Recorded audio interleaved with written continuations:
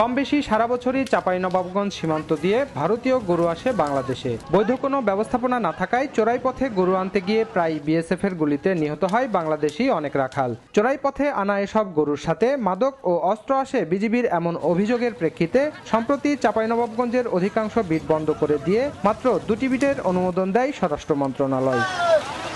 তবে BGB, BSF ও দুদেশের ব্যবসায়ীদের সমন্বয়ে গরু আসায় চোরাচালান রোধের পাশাপাশি গরু আমদানি বেড়েছে বলে জানান অহেদপুর বিটের এই পরিচালক। 15 থেকে 20 জন লোক আমাদের থাকে এবং বিজিপি থাকে 4 জন। ওখান দিয়ে আপনার মাদক দূরের কথা, ইন্ডিয়ান রাখাল একটা ভুল বশতে যদি জিরো লাইন থেকে এদিকে পা পড়ে যায় তাকে সাথে সাথে। প্রতি বিটে দিনে 2000 গরু আসার অনুমতি থাকলেও কিছুটা কম আসছে বলে জানান ব্যবসায়ীরা। 1500, 1600, 1700, 1800 মতন আসছে গরু।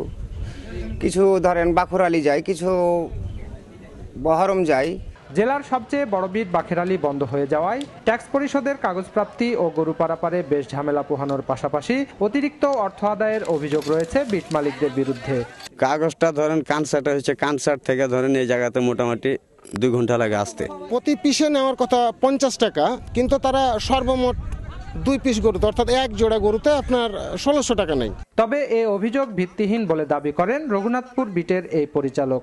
সম্পূর্ণটাই ভিত্তিহীন। আমরা কাস্টম সহকারে যেটা মানে প্রাপ্য সেটাই নিচ্ছি না, তার চেয়ে তো কম নিচ্ছি। কাস্টমসের দেওয়া তথ্য অনুযায়ী 2016 সালের জুলাই ও আগস্ট মাসে চাঁপাইনবাবগঞ্জ সীমান্ত দিয়ে মোট গরু এসেছিল প্রায় 13,000, আর এবছর শুধু জুলাই মাসে গরু এসেছে 68,500। মোহাম্মদ আল মাহবুব, সময় সংবাদ, চাঁপাইনবাবগঞ্জ।